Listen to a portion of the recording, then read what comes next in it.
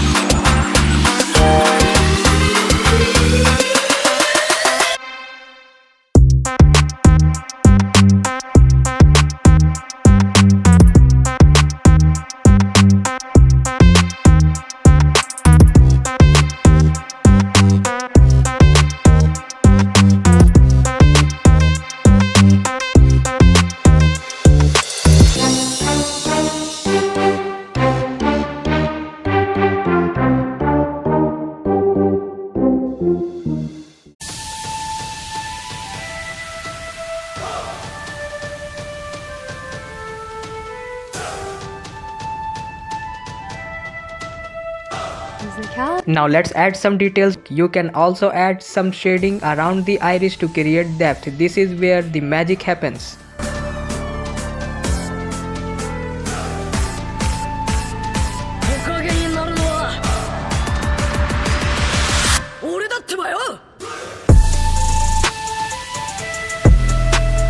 Let's begin with the base color. Using a bright yellow pencil, lightly color the entire iris. Make sure to apply even pressure to get a smooth layer. This will be the foundation for our eye.